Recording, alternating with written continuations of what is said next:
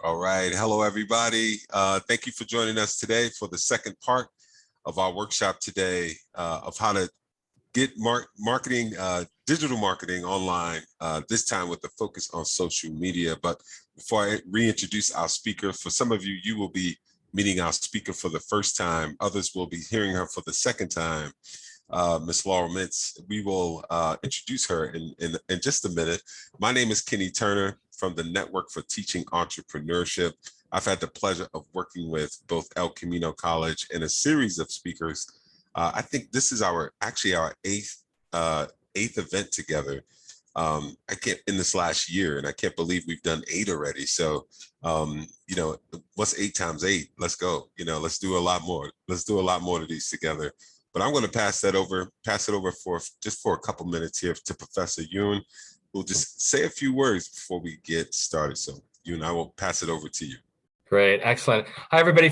Thanks for joining. And we're really happy again to have Laurel here to talk to us about marketing. And today, especially exciting, I know some of the students in our classes, whether it be marketing, entrepreneurship, or business, social media marketing is so influential right now to many of us. And we have the people we follow, or the influencers we follow, or maybe you're an influencer. And here's a great opportunity, I think, especially as we finish up our spring speaker series. So this is the last of the speaker series here for this spring semester, and we're planning for more in the fall. But with so much interest in this, right, in social media marketing and online marketing in general, I'm hoping that the students who are joining us and those who are maybe graduates or alum, you'll take this opportunity to think about how this could apply to some of the ambitions that you have. I mean, Laura was nice enough to share about her background, kind of her, how she got to where she is right now. And many of us are still on our journey in that. So I want you to not only think about just the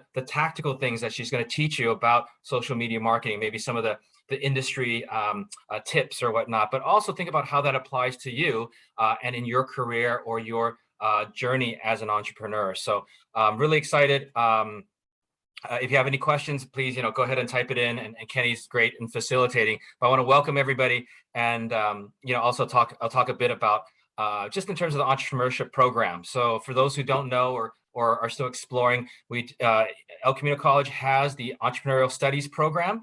That program encompasses not only in-class learning, which really gives us, an opportunity to develop business plans, vet through ideas, business models, and a lot of the hard stuff, right? Like the hardcore stuff going into financials and whatnot. But we also try to provide outside of class activities, such as this, right? That complement in terms of some of the other soft skills or some marketing skills that we might not be teaching in class.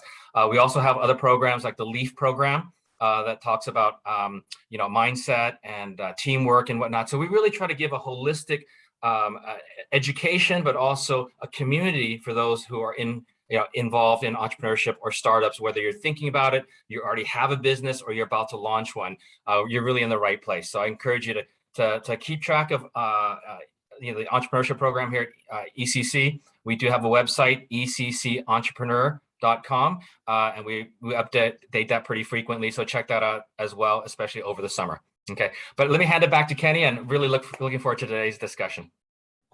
Thanks, Professor Yu. And do you mind dropping that link in the chat so Absolutely. They know where to go for resources, just on those things that you just mentioned? For sure. I think it's going to be really helpful, and it's a cool site too. So I go on there from time to time myself. So thank you for putting that together. And for our guest speaker today, just so you guys know a little bit more about it, if you haven't had a chance, there's her website there, Elevate My Brand. And some of you heard her intro before, but for those who haven't, I'll just say a little bit about Laurel Mintz. And by the way, when we first logged on, she just got off the phone with Snapchat and was advising them on some things. So she's got the goods, guys. So we definitely are appreciative of the knowledge that we'll get today from Laurel. But here's a little bit about Laurel. If you haven't read her bio, right on her website, you can read all about what she's done, her clients. But she's armed with a JD and an MBA from Rutgers University. Shout out the East Coast. And her background has uniquely prepared her to run a successful agency inspired by the innovative consulting work that she executed early in her career with prestigious brands like Public House Restaurant Group, Bassett Furniture, and Julie Hewitt Cosmetics, Laura knew she wanted to play bigger. So over a decade later, Laura has created an agency family serving both startups, blue chip global brands like Facebook, Verizon, digital media services, Paw Patrol, Zendesk, and add Snapchat to that list. So, and that list, and when you go right on her website, you can see a whole lot of great things that she has done over the course of years. So with that, please help me by welcoming Laurel Mintz to our program today. So thank you, Laurel, for joining us today and taking your time to be with us today. So we appreciate it. Absolutely, my pleasure. Yeah, so we are going to go through a lot of content today. So last time we talked about my journey a little bit. I answered all the questions. I'm sure you have plenty more, but we're going to go through a bunch of really cool slides. These are the slides that I teach on a global scale. So you're getting super high level information right now. More than anything, I want to make sure it's effective for you. So please integrate your questions. I will call them out as we're going through all of these components. Because I want to make sure that you come away from this super inspired and ready to dig in and sign up for the entrepreneurship program and get your learn on, because I will tell you, education is such an important part of my life and my journey. So with that, you can either ask questions in the QA box, I have that open, or in the chat, of course, as well. But we're going to start kind of with a level set. So I'm going to share my screen and we're going to talk about the marketing umbrella, because I think what happens oftentimes is people don't understand the difference between all of the different components of marketing, right? Oh, it's not going full screen. There we go. People don't understand all the different components of marketing. So today we're going to drill in a little bit on social media, for sure. That's a component. But I want to make sure that as you go into your marketing journey, that you're really clear and you get a sense of where you want to land, either from a personal perspective, so where your skill set is, and also that you have a clear understanding of the marketing universe, right? So people are always confused about the difference between marketing and sales. We talked a little bit about that on the last time. I just want to make sure that my chat is up. I can't see my chat in this full screen. And I got a raised hand. There we go. Okay, got my chat up. Sweet. So I want to make sure that you understand the difference between all the different components of marketing, because a lot of people think marketing and advertising are the same, right? So that's why we have this marketing umbrella. And you can see under this marketing umbrella, there's a lot of different things. Social media would fall under content development or influencer, but you can see there are so many components under the marketing umbrella in order for you to be successful with your overall marketing. And what we're seeing more now than ever before is that brands are creating what we call an omni-channel marketing strategy. So they're going really, really wide instead of super deep into one channel. So while we are certainly going to talk about social today, we're going to dig into a bunch of these different pieces, and we're going to back it up one step. And I'm going to share with you how to create the right approach to social, which starts with brand. All right, so I do have one hand raised in the chat. And that is Luis Vasquez. What question do you have? Can I allow them to talk? Is that what I can press to chat? This is different when it's full screen. You know, Luis, if you want, you could put it in the chat if you have a quick question. Or I can unmute if you want to ask a question. Up to you. Here. Right, go for it. Or not. All right. Well, Luis, if you get your question up and running, let us know, and I'm certainly happy to answer that. All right. Disable that. So you can see there's content, analytics, branding, collateral, web development, events and experiential, advertising, PR. At the end of the day, the handle of the umbrella should be visibility and sales, right? So all of this creates what we call a marketing funnel, so that you understand it can't just be one thing. And that's a lot of times what we see is that when brands fail, right? They're like, well, I spent all this money on PR and it didn't work and I don't understand why. Or I spent all this money in advertising and it just didn't land and we didn't get any conversions. So what we're really trying to understand here and have you see is the bigger picture of this marketing umbrella and how each of these components by necessity has to fit together in order to make a cohesive and comprehensive marketing strategy. Okay, so moving on to the conversation for today. And any questions on any of these sections, just let me know. but this is what we're going to talk about today. So let me go full screen again. We already talked about what my saying is, which is figure out and get it done, right? And that's exactly what we're going to do today. We're going to get into the meat of the work. And really the big conversation is around staying profitable during the pandemic. Because look, we're still very much in it. It's still happening. Cases are going up again. But what we have been talking to brands about, big and small, is ensuring that they're doubling down on their digital spend. So you are all a little young, but I started the agency in 2008, 2009, when we saw a similar down economy. And what we saw were that the brands that pulled out their dollars from advertising had a much steeper hill to climb when they decided, oh, we've got some more money to play with and we can come out of this, right? So that's tip number one, is making sure that you are in it to win it for the long haul, that you're not being reactive, you're being responsive to the market. And that means you have to get more social. It is the most effective tool to create visibility and awareness around your brand, especially if you have little bang or little buck and you need more bang, right? That's always what we get in terms of questions.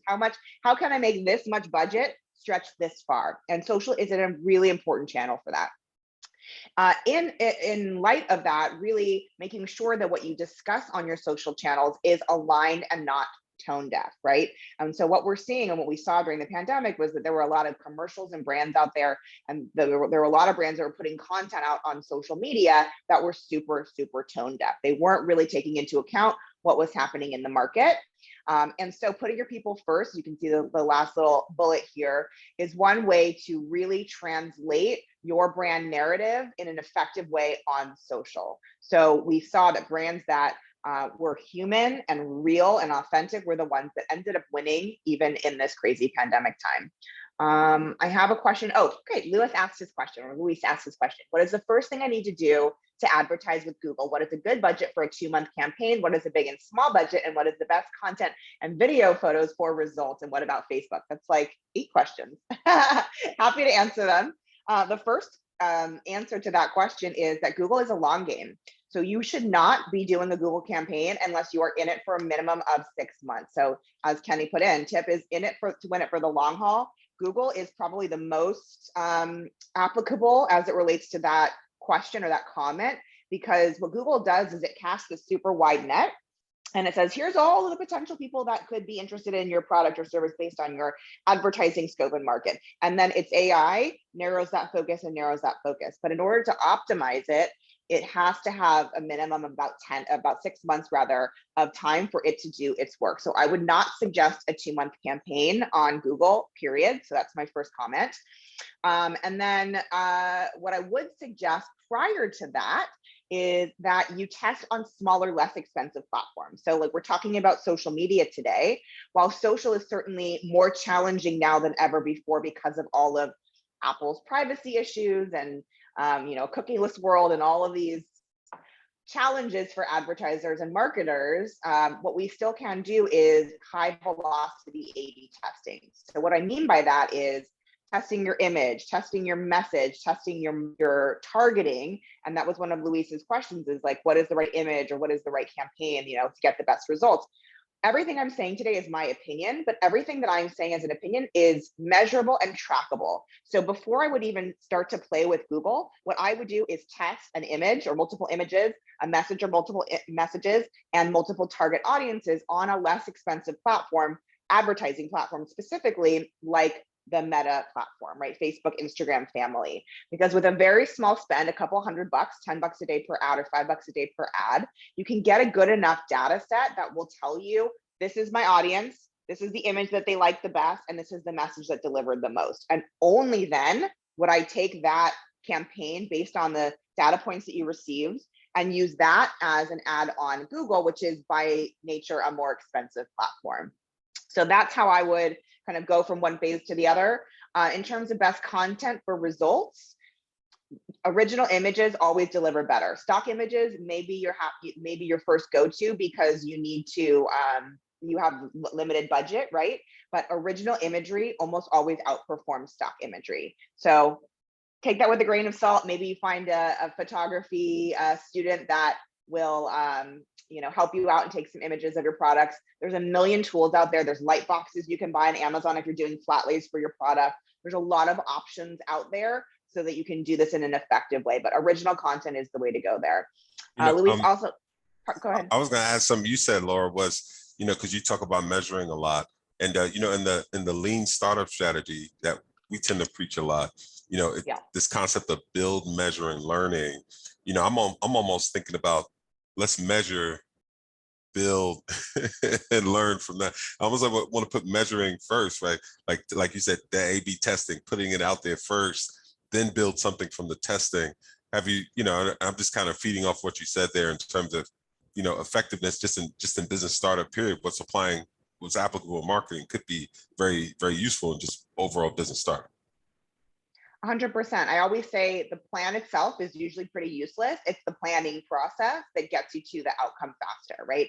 If you can go through the planning process, you can understand like what you need to be testing and iterating through, and you get to testing as quickly as possible. That's what's going to keep you in that lean startup mentality. Absolutely. Does Facebook have a nonprofit rate? I don't believe so. I don't actually know the answer to that, Luis. And then Orlando asked, I tried the Facebook and my account was constantly getting suspended because people reported it for spam. Well, that to me sounds like a content issue. That sounds like you're not listening to the rules and regulations, not only that Facebook outlines, but potentially what your audience is or isn't, in your case, responding to. So Orlando, for you, I would back it up a hair and I would test some organic content on your social channels and see what's getting best engagement rates there, and make sure that those are aligned with what Facebook allows for advertising. It could be that you have too much copy or text on your ads. There's a million different rules and regulations. And to be completely frank, Facebook is not always right. Sorry, Facebook, don't come for me. Meta, sometimes they get it wrong. We've had a lot of challenges. So it's not just you, Orlando. Brands big and small get pushed back from the Meta advertising platform because they think something's spam when it's not, or they think something is outrageous when it's not, or overly not good for the platform. So it's not just you, it is challenging. But Facebook, just like Google, have all of these different reps, and their whole job is to sell you more advertising. So if you're having challenges getting your ads up and running, reach out to Facebook and get connected with one of their ads experts and have them walk you through how to iterate appropriately through their ads platform. That's what they're there for. They want to push you to spend more dollars. So they have a support team that can help you do that. All right. I'm going to keep moving, make sure we get through as much content as possible. Content is still queen. Obviously, I consider it queen, not king. But it really is king, queen, the Duke of York, all the royal family. Again, if you have less bang and you need to get, or you have less buck and you need to get more bang, content is number one. We talked a little bit about video content last week. Sorry, I've been talking for hours and hours today. And we also talked about video content as the platform that is going to help you get more traction when you don't have a lot of money to spend on advertising, right? So I'll give you an actual application of that we work on with our clients. So instead of just doing written blog content, doing video blog content or vlog content on the YouTube platform, because YouTube is the second largest search engine. I know a lot of you said Bing last time, and I hope you learned your lesson. But YouTube is the second largest search engine in the world. So when you think about this from a tactical application standpoint, if you are putting the YouTube media player on your blog or vlog page on your website, and then you're translating that video content into written content that you're keyword focusing it with Google's free keyword planner, then you're already tapping into the two largest search engines in the world, Google and YouTube, and that's pre-ad spend. And then you can use that same content to push out on your social channels to give you more things to talk about, or you can create specific tiles that are color coded so that your audience starts to get trained that every Thursday you get a video from Kenny, or every Wednesday you get a video content from Laurel, etc. So that's how you actually use the content conversation in real application and how it then can be executed on social. So that's content marketing kind of 101. And what we also know on content marketing is that it takes a minimum of 2 pieces of content a week to organically impact your traffic, right? So a lot of times, again, we have brands that come to us and they're like, well, we've been doing all this content and it just doesn't feel like it's landing. Well, number one, they're probably not doing video content. Number 2, they're probably not doing keyword focused or semantically driven content, and it's not clearly landing with their audience. So I want to make sure that we are clear on why content is so important. And then I'm going to also give you what we call our shoot-a-palooza approach. So instead of having to think about content every single week, which is the other big pushback point we typically get, we always schedule a day or two of what we call shoot-a-palooza. So what that looks like, and you can see that on our blog page rather, is it looks like I am in different hair and makeup. It looks like my outfit has changed. It looks like I've been I shoot every day for, months at a time. I'm really, really dedicated to my content. When in fact, all I'm actually doing is me and a lav mic with a ring light, and I'm shooting as many episodic pieces of content in one day as possible. So typically I can shoot about a quarter's worth of content, which if you're shooting 104 episodes divided by 4 quarters is 26 pieces of content.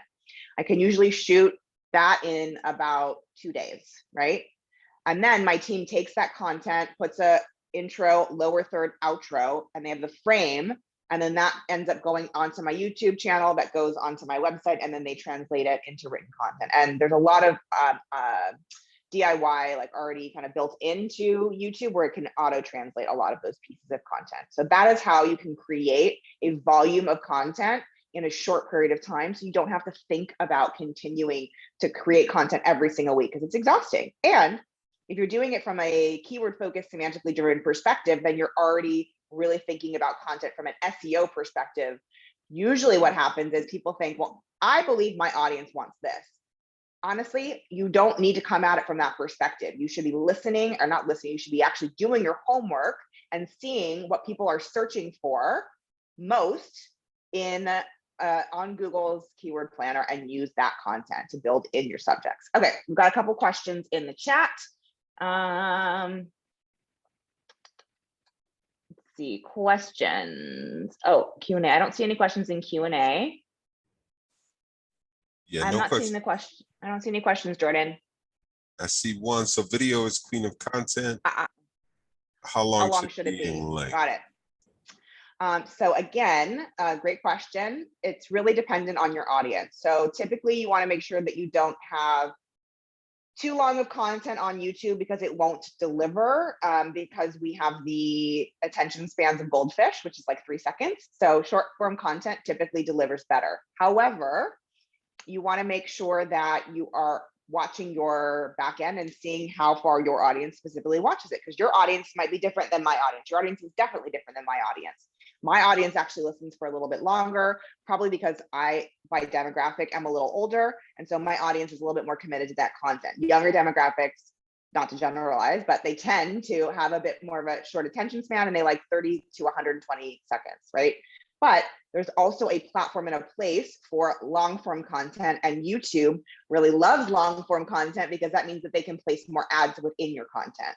So it really depends on your specific audience and the channel that you are specifically on.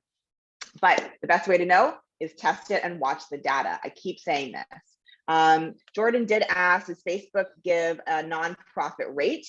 I did answer that. I am not sure of that. We have not done a lot of nonprofit advertising. I know that Google has Google grants, and you can get $10,000 to advertise on the Google platform. I'm not really sure about Facebook, but it doesn't hurt to ask, right? I'm sure you could figure that out.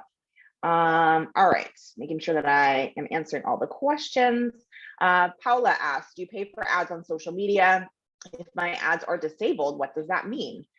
Yes, I pay for ads on social, and we can talk about it now. There's really 2 approaches to social advertising, right? There's the evergreen advertising that needs to be running so that you're continuing to increase your visibility and awareness, because only 1 to 2% of your content or your audience on social will ever actually see your content.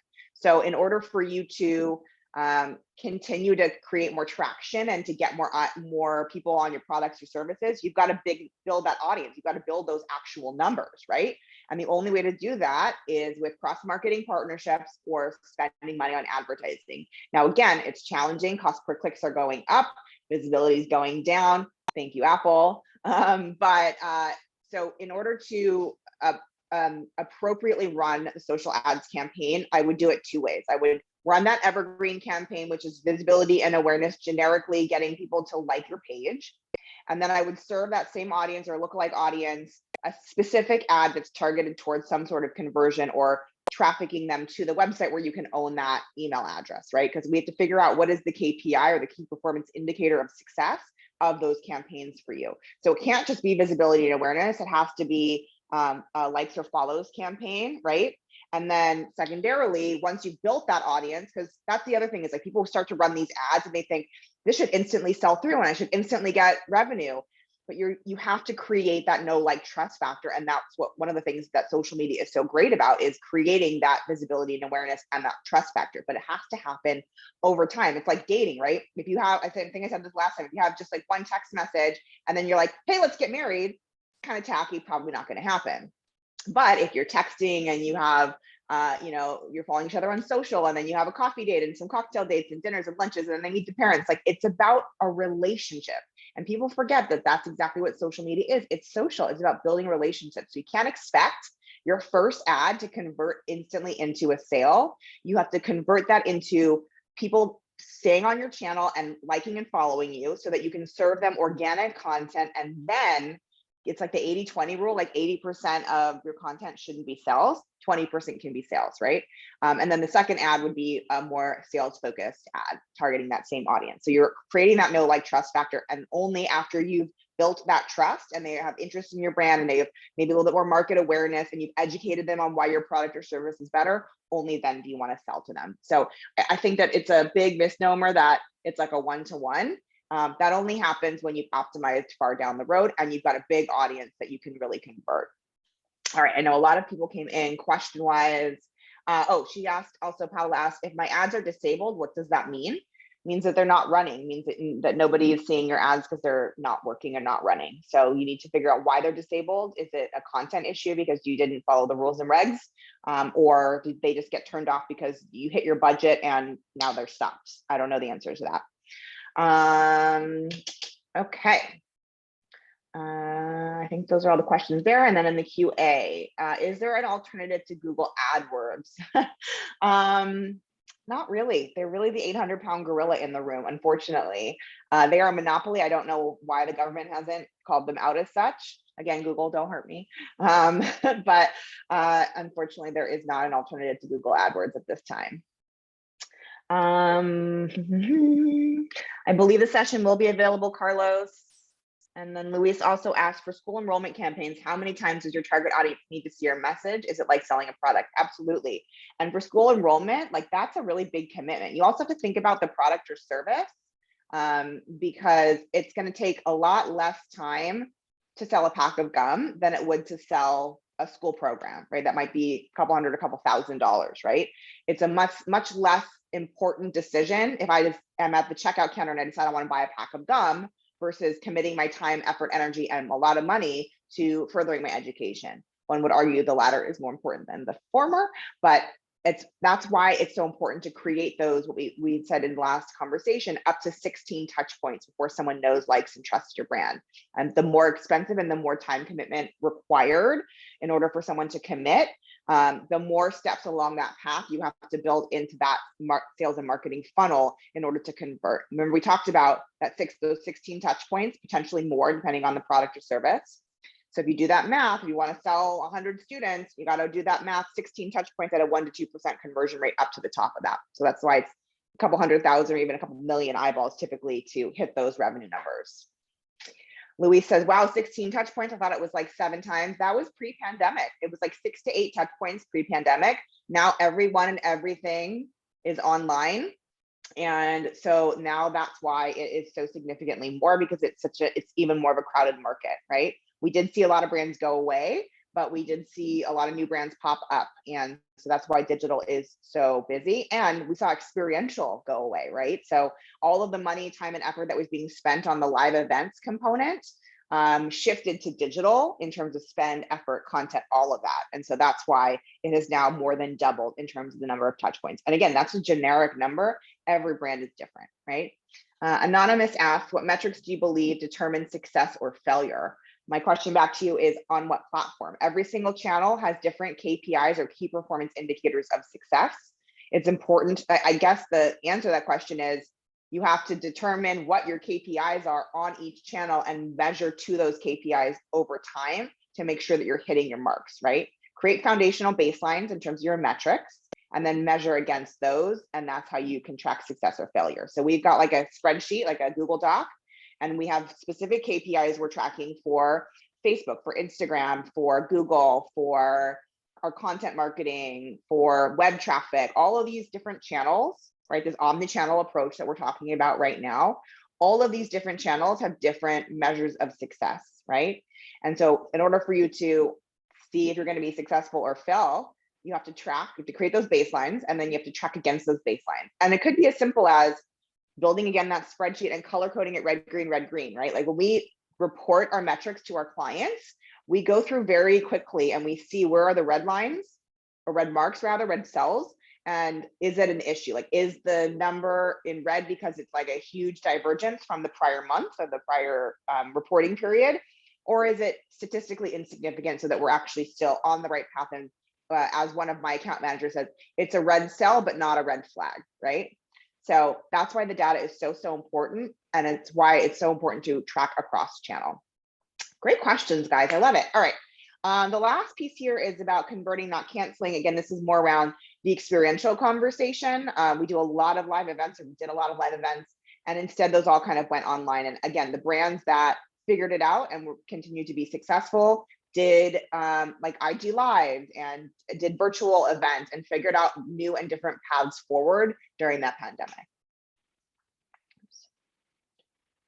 All right, now what we're seeing is that there's actually been a silver lining that's been happening, right? So ostriching is slowing down. Do y'all know what ostriching is? Anyone have a guess? Anyone? Bueller? Did you even get that one? Does anyone watch Ferris Bueller in college these days? Ostriching is basically people were sticking their head in the sand and pretending like this was not happening, right? Like, this is, yes, exactly, you. This is exactly what was happening. People were like, I'm just gonna cover it up and I'm gonna pretend like this isn't happening, and in a couple months everything's gonna go away and we're gonna be fine again. So now, obviously, 2+ years into the pandemic, that's slowing down. People are realizing that they've got to take their head out of the sand and really move forward. E-commerce brands are crushing it right now. And what was really cool about the pandemic was that we saw that brand loyalty really shifted. So it was, and still is, a really great time to be a new and emerging brand, because people are willing to try different things. They're not as brand loyal, especially during the pandemic when they couldn't get the brands that they typically would historically use. Was a really great time to do a hard ads or hard content push to have someone try something new in the market. Like, perfect example, I'm a huge kombucha fan. I love Healthade. They've been like my go-to brand. And during the pandemic, I couldn't get it. Like, they were having supply chain issues like everyone else. And so I put a story on my IG, and Better Booch reached out and they're like, hey, we saw that you're having this. We'd love to send you a pack just to try. Obviously, they knew that I was an influencer and that there was a value in it for them as well. But that was a perfect example of how there was a problem. They were watching the market because I had tagged the issue, kombucha or something of Healthade specifically, and they solved for that problem. And now I'm a convert. Because it wasn't really about the product. It wasn't really about the brand name. It was about the end product itself, right? So that's a great way to understand how e-commerce brands, even in this emerging market, or even emerging brands in this market, can still win. Again, back to the human element, making sure that you are leading with kindness. So important. I think that being human is just such a critical piece to being a strong leader. And I know you was talking about that you have other parts of the course where you talk about the personality pieces and the emotional side of being an entrepreneur and the challenges that go along with that. The best piece I can say is be human. Like, the thing that I made sure my team felt and my clients felt was that we were partners, and that family and their health and wellness came first. And that really translates in brands. And then the last piece here is planning on purpose, right? Sometimes these crazy times are a moment for you to take some time and a breath and a beat to figure out really what you want to do, which is why these entrepreneurial courses are such great experiences for you right now, for everyone who's watching after in post or who's here live. Like right now is a fantastic time to further your education. There is no time like the present when everything is still a little wild and wacky and kind of out there, to focus and narrow and really educate yourself and figure out what your path forward looks like. And in my opinion, obviously I've got a lot of letters after my name, but education is absolutely key.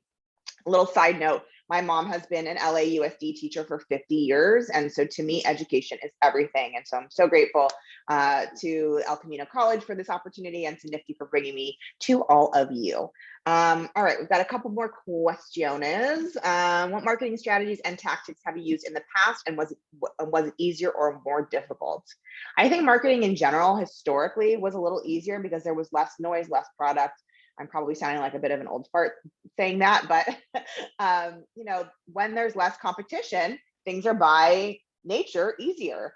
So now that there is so much more competition in each channel, in each market, in each product cycle, like in each product lane, I think it's a much more challenging time to be marketing. But again, the brands that have clear brand voices, messages, targeting, positioning, who are testing and tracking their KPIs, those are the ones that really win. I have another question. To prepare an advertising campaign on Facebook, what are the 3 important things we need to plan for? The 3 important things you need to test. Well, first of all, you need to define a budget. And the great thing is, and I can actually share this, we can actually do this in real time. Let me see if I can do this without making a mess of it. I can take you through an actual Facebook campaign, because we're talking about social. Let me just see if I can log into my Facebook ads account. No time like the present to get it done and show people that they don't have to be scared, right? Right. And guys, these are great questions. Feel free to continue to land them in the Q&A session. Thank you guys for all of your questions. These are great questions. So phenomenal questions. Yeah, Thank you, Laura, for amazing tackling these questions. Yeah. Of course, that's what I'm here for. Okay, let me get back to my screen so I can share. Oh my gosh, so many windows. All right. Okay, so I literally just go to facebook.com/business or /advertising, and it takes you to this slide. And I will tell you that I do not do these on a daily basis. So I'm showing you how to do this so that you can see that it is so incredibly intuitive, right? You do not have to be scared of Facebook advertising, or sorry, meta advertising. I can't figure it out. Anyways, go to create an ad, literally walks you through it very, very simply, right? It loads your page. Oh, I can't run ads right now. There's an issue, probably because I don't have dual authentication on my particular account, but I'll walk you through it anyways. Oh no, I can't. See, even experts in their field have issues. I'm not allowed to advertise right now because there's a dual authentication issue right now. So I actually can't walk you through this, but what you can see is, for example, one of our campaigns, right? So this is a draft. We've set a budget. What it will tell you on this side is how many impressions and reach it assumes you will have. So you can see here for fabric, for example, let's click into that one.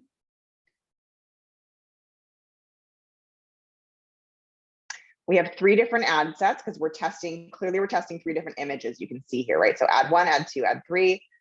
We're looking to get the highest volume. That's the bid strategy. And you can choose the different types of bid strategies. You will name your ad set, and then you will click an attribution setting, right? So 7-day click or hitting your actual budget. And then you can see the results here. So you can see clearly ad 3 was the one that hit the most on the mark, right? 510 clicks in a 7-day period. I think that is statistically significant enough to make the decision that that was the image that our audience particularly wanted on that ad. But again, I wish I could take you through this in a more meaningful way. I'm blocked for some reason right now, but it's really very intuitive. Every section takes you through it in real time. You set the type of ad, you upload the image, and you put the copy in, you tell it what kind of bid strategy you want, what your budget is, and over what timeline, and it will literally tell you, this is too small of an ad set. Like, this is only going to reach up to 20,000 people. And that means that maybe you narrowed your focus in terms of your targeting too much, right? So you might want to pull back. So if you're like saying, I only want to target 24 to 25-year-olds in the Los Angeles market that are interested in cars, that might be this tiny little market, right? So that's, again, Google or Facebook's rather job is to tell you how to reach the most amount of people in that timeline, right? All right, I'm gonna go back on this and share my other screen back. You know, Laura, I'm glad you went over the Facebook ads too, because in one of our workshops, like maybe a few months ago, we came across that Facebook is still the leading or one of the leading ways to advertise, on social media. It was like, in the workshop, in the preparation, we were kind of like, there's no way, people aren't on Facebook. It's for, a certain older population, and it's still one of the best ways to advertise online. So we've kind of been sharing, hey, if you're thinking about getting online on social media and there's an audience there for your product or service, you really should look at it. So I'm glad because I think automatically some of the, entrepreneurs coming up, starting their businesses, almost eliminating Facebook because they don't go on it personally, but it's still a great business tool. And it looks like, just from what would you say that's true from the work that you're doing and the businesses that you're supporting? Is that a true statement? Is there any truth in that? It is. And when I say Facebook, I mean like the Facebook family, right? So we're not just saying Facebook, we're saying Facebook and Instagram. Most of y'all here will probably only be focused on Instagram, if we're being totally honest, especially if we're selling a product, right? More service focused or more older demo focused, that's a more Facebook conversation. If you're B2B, more Facebook conversation or LinkedIn conversation. But yes, again, it is still the most relevant. It still gets the most clicks. The other reason that it's important to still advertise on those platforms is think about it just from a strategic standpoint. Think about all of the time, effort, and budget those brands, those companies are spending marketing themselves. So from an SEO perspective, again, to create searchability, findability, you're playing nice with all these mega giants in the space, you're going to automatically get some brand lift from playing nice with them. So there's multiple reasons in doing that, aside from the value of really being able to test your messaging, positioning, and targeting, aside from being able to increase your followership and actually convert sales. There's the playing nice from an SEO standpoint as well. So there's a lot of different pieces here. I got another anonymous question. How do you change your voice if you're trying to address a new audience since a pivot in your business? Love this question. This is a messaging and targeting conversation. So my homework, I guess, for you, anonymous attendee, would be to make sure that you're creating really strong audience personas. So we're going to talk about brand in a little bit, because brand is foundational to creating the messaging for every platform, including social. So if you are targeting a new audience, my question back to you is, how clearly have you defined that audience, right? Usually you have a primary, secondary, and tertiary audience. You want to give them like a real name and make them real people. So that means building out an audience persona that has demographics as well as psychographics. Really, really digging into the work. The psychographics, I would argue, are even more important than demographics because that's the problem that you're solving for that particular audience, right? The other option, if you believe you actually have a network of this audience, would be to create a content questionnaire, right? A survey to this audience, asking them specifically what kind of content they want to hear, asking them the questions instead of asking me or yourself the questions, right? There's no substitution for having real conversations with your real audience. And you can also use social media for that, right? So you can actually put polls up and say, hey guys, we're thinking about using this brand versus this brand, or this tagline versus this tagline, or this image versus this image. Vote below, which one would you prefer? And crowdsource on social the response to these kinds of questions. It's a really fantastic way, again, of using social in a highly effective way to get some of your questions answered. Great questions. Another one we had was Kiera asked, what positioning and messaging will be effective in attracting a large audience? Whatever that audience wants. I mean, there's every audience is different. So again, similar to the question I just answered, you have to create your audience segmentation and personas to at least have a hypothesis about who that audience or who you believe that audience is. And then you would use social advertising to test that hypothesis to determine whether your messaging, imagery, and targeting is actually correct. So it all starts with a hypothesis. So everyone's homework is to clearly define their target audience, primary, secondary, and tertiary. You may have more, you may have less. Give them real names, make them real human people, and do the demographic and psychographic breakdown for them. Then take those and apply them in a meaningful way on through your social advertising to determine whether you were right about any or all or none of that, right? So everything is a hypothesis to start until it's tested and datafied on a different platform like social or Google, et cetera. Great question. All right, I'll make sure I've answered everything. All right, so let's talk about brand a little bit because it's a really important foundational conversation. So I want to ask you on, please add in the chat, what words come up, like what feelings and emotions and words come up when you see the Nike swoosh? What comes up for you when you see swoosh? Sports, yep. Quality, running. What else? Are y'all with me? Just do it. There you go.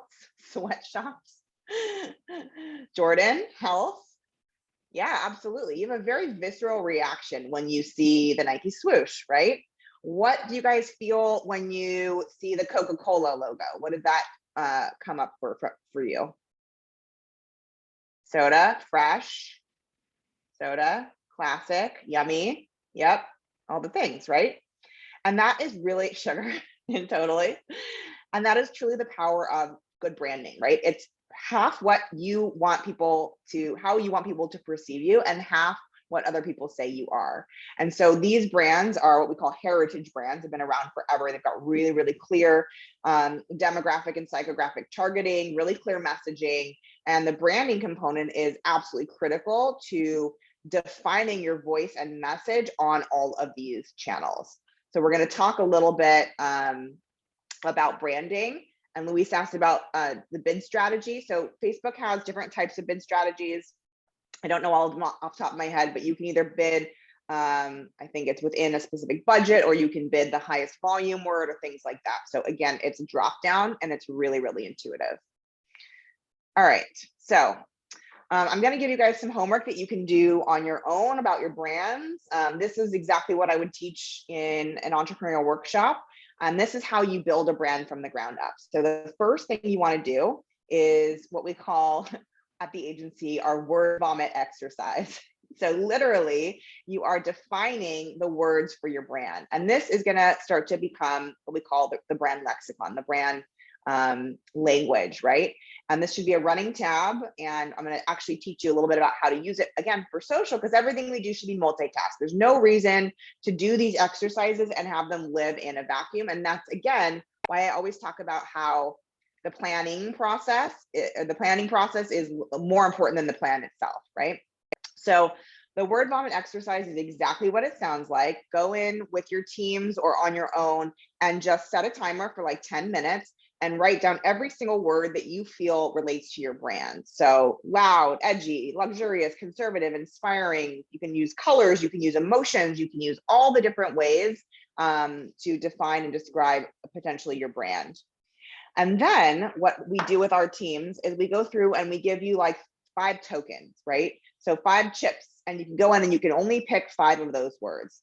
And those words should be the most meaningful words for your brand, and oftentimes will help you define things like your taglines, mission statements, things like that.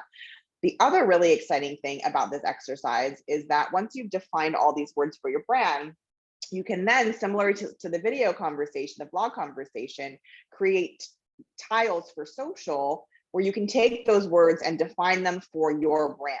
And the definition doesn't have to be a Webster's definition, right? Like this could be a definition for your brand in your unique tone and voice, which I know was a question from earlier. So like, what does diverse actually mean for your brand? That means that we only invest in and support companies that are led by BIPOC founders or queer founders or women founders. You know, that's what diverse means for us on the venture side. What does inspiring mean to you? Inspiring means that we are challenging the next generation of entrepreneurs like all of you on the call to be their best version of themselves, whatever that is. And that's how you can multitask even the planning process to help you create things like social content. Exciting? Does that make sense? All right, so that's homework assignment number 1. Any questions on branding, on brand voice? So we're not going to do breakouts today because I don't think we have time, but this would be your homework exercise, word vomit exercise. And then, like I said, you get like 5 chips or 5, little markers. We do this in a digital platform, so everyone gets 5 votes. And usually you can pull those words out to help create your taglines, right? So you can create these sentences that clearly communicate and define what you do and how you do it. Should be super memorable and short and playful, depending on your brand, right? And communicate your value. Oftentimes, when you go through that exercise, it helps you also to define your mission statement, your vision, your value statements, all of those pieces, which eventually end up being communicated to you in what we call a brand book, brand Bible, brand guidelines. There's a million different ways to describe it, but brand is such an important and foundational conversation, because if there is confusion around a brand, meaning the color isn't the right color, like this is it's called a PMS color, right? This is my specific color that I use every single time. That's my purple. Same thing with my teal. It's a very specific color that I use on all of my content, because what would happen is I use like a lavender here subconsciously, which is pretty much half of what marketing communications is completely subconscious, is that you would be confused, right? And the instant someone is confused about your brand is the moment they say no, right? So your job as a brand is to make sure that there is consistency across all of your channels, all of your platforms. That's why when we come in and we do brand audits and we see that like the background image and the logos are different on all of your social channels, like consistency is absolutely key, because you don't want someone to go, huh, that's weird, or I don't get it, or is that really that brand? I'm not really sure, right? Think about how much of what we do in our daily life is subconscious activity, right? I just want to make sure questions. Okay, no questions on this so far. I have a whole nother deck we're going to get to. So the next piece is then taking and developing your brand roadmap. So a lot of the messaging, positioning, targeting conversations really are circled around answering these 6 essential questions. Who are you? What do you do? Where do you do it? That may or may not be important, as when also might not be important unless there's, for example, seasonality. Like if you are a popsicle brand, maybe summer is a really busy time for you where winters are not as busy, which means you need to shift and focus your budgets when it's going to be a high season for you, right? Where also might not be as important, because if you're an e-commerce digital brand, you're everywhere, right? You're ubiquitous. So people don't need to worry about where to find you. It's all online. So obviously take all of this with a small grain of salt. But answering these 6 essential questions, and again, just brain dumping into what your roadmap will look like, will help you then narrow down that focus in terms of your messaging, positioning, mission statement, all of that. And we almost always do this with a big group of people in a digital capacity, so that it becomes a team building exercise. That's the other thing about building a brand roadmap, is that all of your players have to be on the same page, again, to make sure that there's no consumer confusion through the branding and brand process. All right. Julio asked, will this recording be available for us to reference? This is a lot of useful information. I do believe it will be available to you. Yes. All right. So we're not doing the breakout elevator pitch. I think we're going to skip that for now. Okay. We talked about this for a hot second, but I just want to make sure that you are all set up to understand why it's important to get inside your consumer's mind, right? And how to test it on social as a less expensive platform, right? Because ultimately, we're all kind of starting from a place of guessing. We're all starting from a place of hypotheses about what our audience wants, needs, and desires are around our product or service. So again, creating these very unique and specific personas is the starting point, and then you test against that. We got a question. The brand roadmap looks like a news release outline with exception to how and why. Okay, I guess it's more of a question or more of a comment. All right, so the key takeaways for this part of the session is that there has been a really strong silver lining about the pandemic, that the brand message and positioning is super important, and knowing your audience also absolutely critical here. All right, so with that, I'm going to stop for a quick second and see if there are any questions, and otherwise I'm going to get into the second half of our brand book today, where we'll talk a little bit more about social. Any questions around what I just talked about? I know I'm like spewing a lot of data and information. I have until 2:30. Kenny, is that right? Actually, a little before. We'll leave a little time for closeout and some Q&A at the end. So maybe about 10-15 minutes. Okay. Yeah. Any questions on what we just talked about? Did I answer everything? Everyone's super clear? It's a lot, so I understand. And again, there's no dumb questions. And this is the least expensive consulting work you will ever receive. So make sure you ask all the right questions, or not the right questions, all the questions you want answered. All right, let me go back. I'm not sharing anymore, right? No, I am, yes. Okay, good. The full screen again. All right. So now you've built your brand. It's polished, it's perfect. You've got your brand guidelines, everything is working. But how are you going to deliver that message online, right? And offline? What is that sweet spot, and what strategies fit your specific brand? This is what we call the spider web. And usually this gives people, in Yiddish, we call it shpilkes, because it's like, oh my God, it makes you like anxious because there's so much to do here. But it's really just taking it in bite sizes, right? The reason that this graphic is here is to showcase the vast universe of marketing, both in an on and offline capacity, that are available to you to elevate your brand. And equally as importantly is to understand how these pieces interlock and fit together to build out a really comprehensive strategy. So the only other things I'll call out here is creative at the top. The reason it has its own bubble is because creative is always, not always, but very often a fail point for startup brands, because they don't think about the vast volume of creative that needs to be developed in order to service each of these strategic areas, right? I mean, even just thinking about it from a very high level perspective as it relates to social media, since that's the focus of our conversation today, if you're posting on 3 different channels 5 times a week, that's 15 pieces of content a week times 4 weeks in a year. It's 60 pieces of content. That's a lot of content.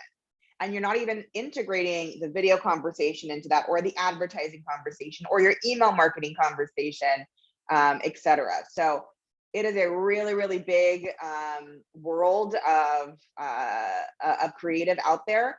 The best thing I can say is to define, again, the channels that you're going to be in and work backwards timing wise in terms of that deliverable. So let's say you have an email marketing campaign that you want to go out on the 15th of every month.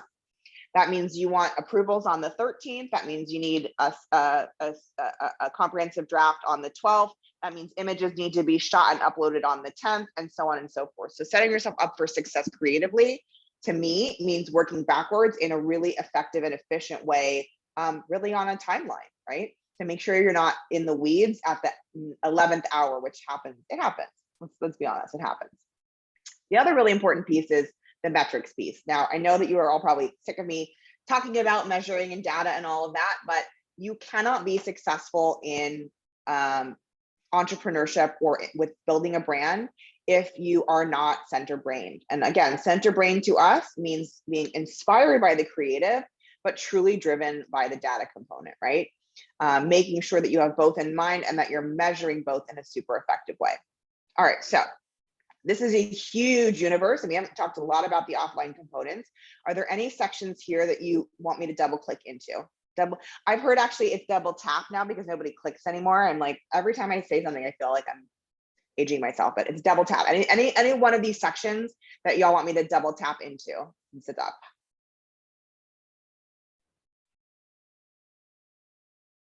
All right, keep it moving then. We talked about this the last time, marketing versus sales, and the importance of really building out the relationship. And this is the first exercise. So this is homework assignment number 3 or 4, I think, Kenny, right? Right. Yep. Figuring out the best performing tactics that you use to drive sales. So again, it comes back to A/B testing on every single channel. Testing is a splitting of your current audience to establish which of your present advertising tools works best. So again, I want you to test every channel, but you really should focus in on 2 or 3 and get really good at that. And being really clear on what the KPIs for success are on those channels. So don't try and be everything to everyone from jump.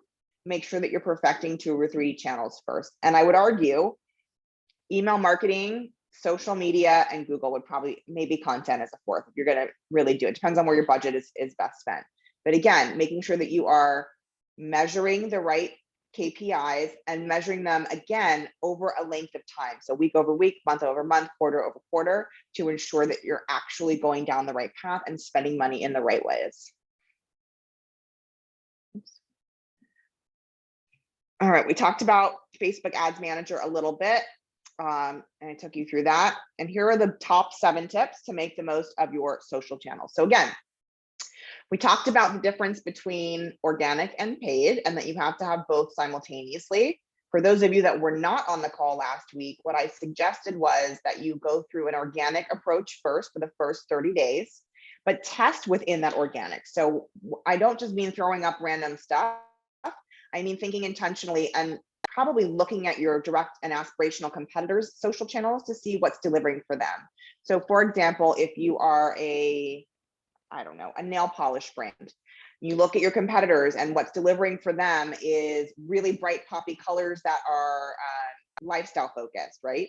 Try that for a week and see how it responds. Then you see another brand in the same space and all they're doing are abstract images with swipes of polish, right? Try that for a week. Then the next try, you got to, and doesn't have to be like 1 week of this or 1 week of that. You can intermix the tests as long as you're clear on what the different kind of creative attempts are and what channels they're within, so that you can come back at the end of those 30 days and say, for our particular audience, which is small but still important, for our particular audience, they really, really appreciated more of the abstract look, right? Because even though you are a specific type of brand in a specific type of space, and you can see that this is delivering for another brand in a similar space, your audience will be uniquely yours. And every audience is slightly different. So that's how I would test on the organic side.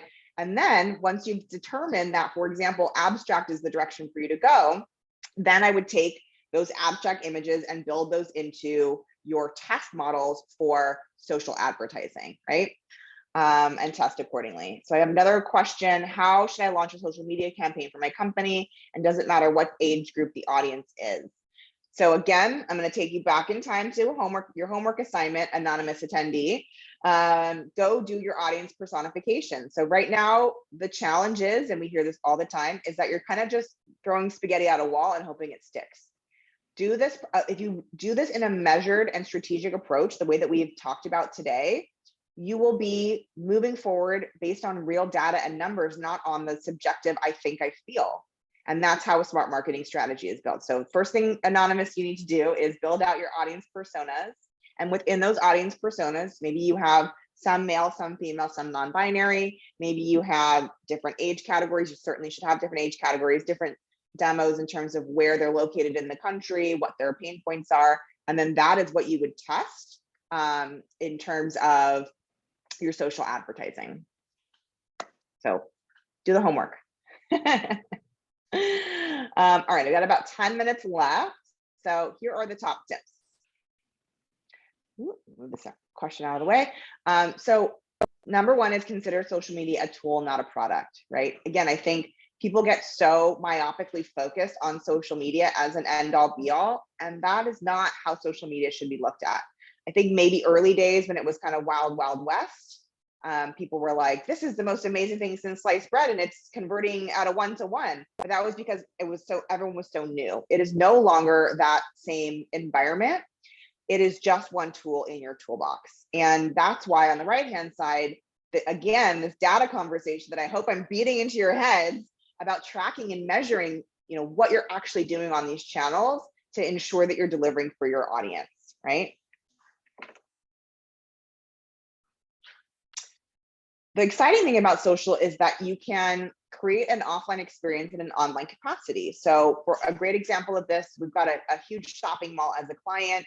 They wanted to ensure more attendees. They've got this really beautiful green lawn and they wanted to create experiences, but they were scared that nobody was going to show up. So online, we created all of these different Facebook groups, event pages, etc. And now their attendance, they have like over 100 people in attendance every single month. It's a great community building experience. It also then feeds the social media machine because our team is there taking pictures and videos, etc. We also do campaigns, like advertising campaigns with the tenants where they do giveaways, etc. And it really just creates that cyclical conversation and community that takes the offline experience online and then continues to create that cycle. So I don't want anyone to think that these things exist in a vacuum. This is how to synergistically integrate those for the best experience for your users. I think we talked about content marketing and your blog or vlog page. If you're not doing video content, please do video content. It is such a great tool.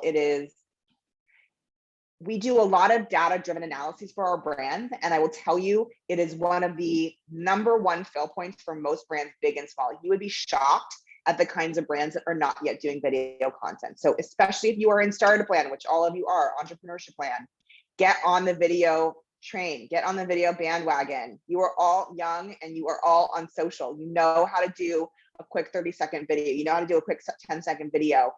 People buy from people at the end of the day, right? So if you can market yourself and if you can create that relationship through video content, you're going to set yourself up for that much more success. Influencer marketing. We don't have enough time to get really into the influencer conversation, but I will say that, again, the big brands, like Geico is one of our big clients, and I just had a whole conversation with them about the creator economy. It's really not called influencer marketing anymore. Influencers don't like that word anymore. So it's really the creator economy.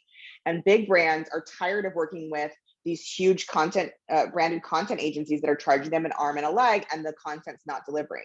And frankly, that's exactly why Geico hired us to create TikTok content for them, because they were producing this really highly produced content and their audience saw right through because it wasn't authentic, right? So that's why creator economies are still burgeoning, still a really great place for you to start in terms of building your audience.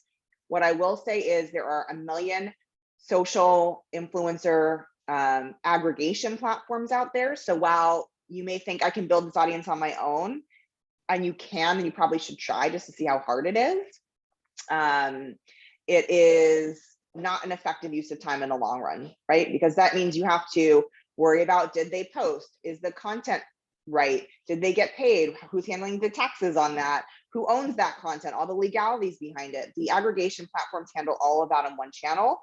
And it's amazing because then you get to push back if some piece of content isn't aligned with what your thesis was on the piece of content requested. So for example, if we said we want a piece of content that shows a flat lay in an urban environment with a palm tree, right? I don't know, just totally making that up. And you got back a flat lay on a beach, you could push back on that platform and say, I'm sorry, that wasn't what we asked for. And so we're not going to pay for that piece or use that piece of content, right? You don't get to use it and then not pay for it. But if it's not aligned with what you outlined in terms of that creative brief, then you don't have to pay for it. So just a example of how to continue using influencers. And obviously your network is your strongest asset when you're just starting out, right? Because you're a little brand and then you've got your network and then they've got their networks, and it's all about creating that ripple effect. I'm out of time. Ensure it's a two-way conversation. Again, back to the dating conversation. Don't be a push marketer, right? Don't be a pushy push marketer. It's interruptive, it's invasive, it's aggressive. If you expect someone to marry you if you just texted them one time, I mean, good luck to you, right?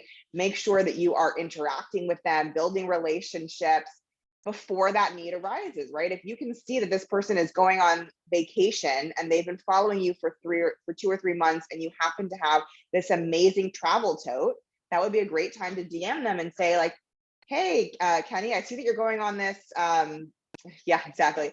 I see that you're going on this vacation. This would be a really great product for you to take with you. And by the way, we also have a 10% discount off for first-time buyers, right? So there has to be a challenge, a problem that you're solving. And then also, if you need to, an incentivization to get them to actually make that purchase decision. Is the word authentic overused? If you are for real, right? I can't see the rest of that. Oops. Sorry. If you are for real, Wei keeps saying it. Yes, I do think the word authentic is completely overused.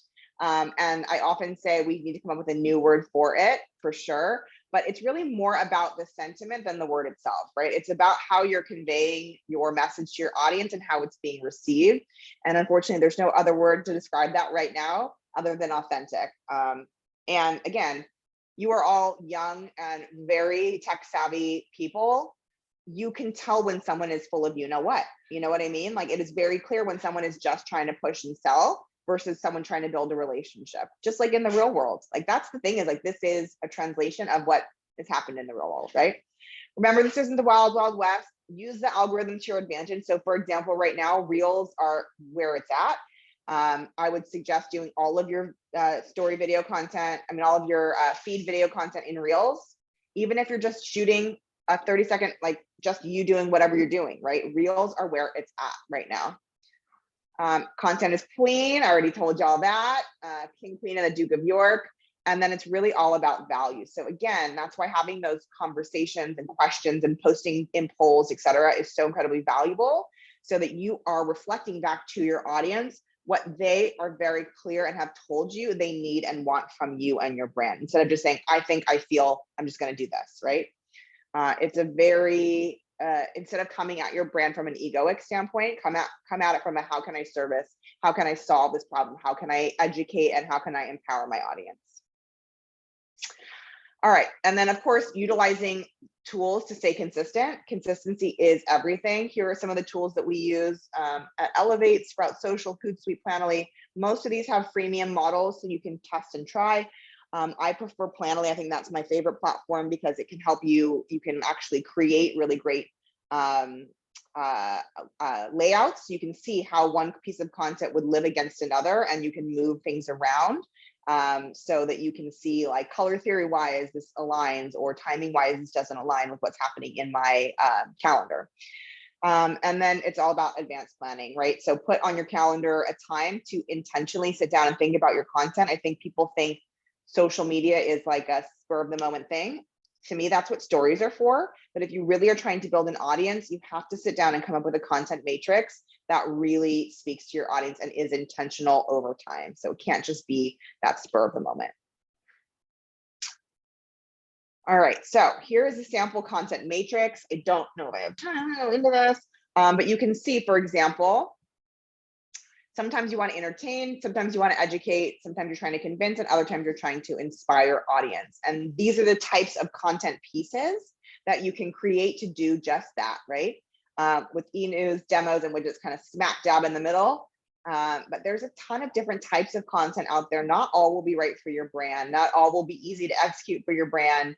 But one or two of these will definitely be right for you, depending on what stage of your brand life cycle you're in and what you're trying to convey to your audience. Okay, I think, I'll do that. I think that I'm gonna stop there. I think we have some platform differentiators, but I don't think anyone here is B2B versus B2C, or are we? I'm not sure. I'm not sure if anybody has B2B, which means business to business. You would know if from some of these ideas from the course, if there are, then we can help address. There are a couple questions though too after that. So yeah, we do have some students with B2B ideas, but primarily it's B2C. So I think we can kind of stick to that, and we do talk about how selling is different to B2B versus B2C. Great. Well, then I'll leave it here with specific KPIs that we've been talking about, like how to track, what to track on what channels. This is what we track for each of these specific channels over time, specifically for social media. All right. We have two more questions here in the chat. Orlando says, how can I effectively reach out to a content creator? I would make sure you're liking and following them and engaging with their content for a little bit of time before you DM them. If they see that you've never liked a post or that you've never, posted a comment or anything like that, that's when that, inauthentic voice comes across, because they're really clear that you're trying to sell them something, right? That's a great point. And Paola asks, how do you contact the famous influencers? I'm still trying to figure that one out too, Paola, but how do you, any tips there, Laurel? Honestly, most of the macro influencers or celebrity influencers work through PR agencies. So you have to figure out who their agencies are. You might get lucky by DMing them. I'm a micro influencer, and I've had a lot of really successful brands reach out and just say like, hey, would love to send, I saw that you have this adorable dog. Like, we make it personal, again, being very authentic. Like, for example, there was this water bowl company out of New Zealand, and they reached out and they would like all my posts that were dog related, and they would ask if they could share my posts on their pages. And then like literally did that for like a month. And then a month later, they were like, hey, we'd love to send you a bowl. Miso and Twizzler are our absolute favorite. We love posting about them. Would you like to try our product? And I was like, sure, whatever, send it to me. I'm like, I get, this is gonna sound obnoxious, but I get so many packages, it's unbelievable. And so, I would say 95% of it's garbage, right? So I was like, yeah, sure, whatever, send me the bowl. So they sent me the bowl. The bowl is phenomenal. And because the bowl is so fantastic, I'm posting about it organically all the time. I'm linking it to their pages. All of my friends bought them. Like, that's how they created this really natural relationship that then delivered for them. Awesome. And we got this is the two last ones, and then we'll hand it over to you. Paola asks again, is there a campaign available for TikTok to create videos? I'm not sure I understand that question. Yeah. Is there a campaign available for TikTok to create videos? Paola, if you got something to help us to elaborate on what you mean, we can try to answer it before we go. TikTok is a video content platform. So what you would be doing would be creating video content and uploading it onto that platform, or doing it live on platform. So I'm not really sure what the question is there. All right, Paola, help us out if you want to elaborate. And then Kevin says, I will be marketing B2B when I launch my startup in 2 months. Congrats, Kev. Which social media channel should I use? I currently do not have any social media for my business or personal. So for B2B, depending on the type of product or service it is, usually it's a little bit older demo in terms of who's actually buying. So I would say Facebook's a great platform for you to start testing on, and LinkedIn, because LinkedIn, you can drill down specifically into the titles of the people that would buy your product or service. So for example, if I was selling a SaaS product, I would be targeting CTOs, right? Custom sofas and beds. B2B, interesting. Yeah, I would say that for you, then that's the buyers within those larger furniture companies like the Bassett's of the world, right? So I would say figuring out what are the titles of the people who buy with those sofas and upholstery within those larger organizations, and target those people on LinkedIn. All right. Well, with that, and congrats, Kev. Hope everything goes well with the launch. Keep us posted. With that, I want to say thank you so much, Laurel. There's been so much meat today. And so there's so much to chew on and for us to digest, and, a lot of takeaways, that is super helpful. So I just want to invite everybody just to give Laurel a big thank you in the chat if you possibly can. And thank you so much, Laurel, for being with us. Any final words before we hand it over to you, and just like any last things from you, Laurel, just something we need to remember out of all the things that were said today. Maybe there's one last key point. Well, I think you all showed up here for a reason, right? Entrepreneurship is not for the faint of heart, but there are programs just like the one we're talking about today that are so helpful in creating community around how to launch your products and services. You do not have to do this on your own. Lone wolf syndrome doesn't have to be a thing. Get involved in a program like this, get involved with community, and make it happen. This is all really possible, and that's exactly why you showed up today. So keep showing up for yourself, for your entrepreneurial community, and you will make it happen. So go forth, be fabulous, and make change possible.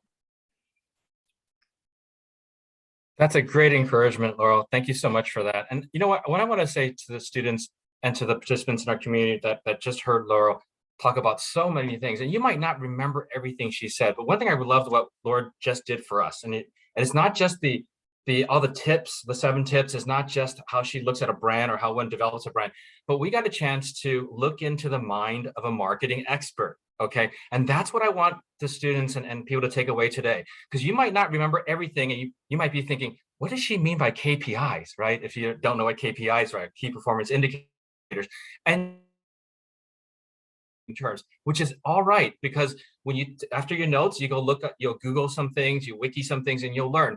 But the key thing Laura really taught us, I feel today, is how does she go about thinking about something, her process. And please take with you, I know many of us who are just starting our entrepreneurial journey, we try to go by gut feel, or, hey, I think people would like what we like. And when we talk about key value propositions and key value propositions that we can bring from our businesses, Laura's talking about metrics. She's talking about data.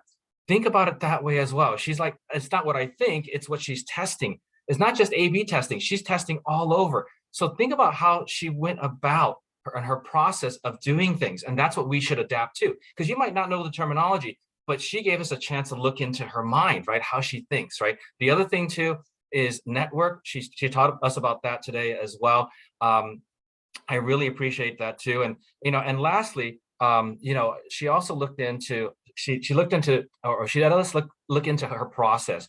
And one of the things I love about her process too, and I want us to take this away when we think about how we work, is she doesn't waste time. When she talked about the lexicon of the brand and all those words, she's going to recycle that work. Don't do things, once and throw it away. So when you take notes, don't just throw away the notes that you take after the exam. Use them, apply them, right? And this is the mind of somebody who has done this successfully. So think about how she goes about working and being successful in her process. And I think that was really great. And that's the huge takeaway I'm taking away. I got a chance to see how you think, right? And if I can apply some of that, hopefully I can have some of that success in marketing as well. So thank you, Laura, so much for that, as well as for those solid tips and suggestions and ways to go about marketing. So appreciate that. And I thank everybody for showing up as well. Hope you guys really got something out of this and can apply this to your journey, your entrepreneurial journey, or your career, or whatever you feel you want to be passionate about. And I really encourage that. So thank you, Kenny, for organizing as well. And I'll leave it to you to close this out. Oh, well, hey, you did a great job closing us out, Laurel. Thank you again. Thank you, everybody. Look out for some follow-up emails.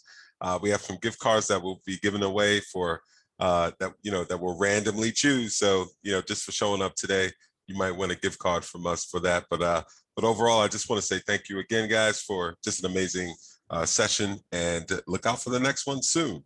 Looking forward to be a part in the near future. Thank you again. Have a great day, everybody. Thanks, Laurel.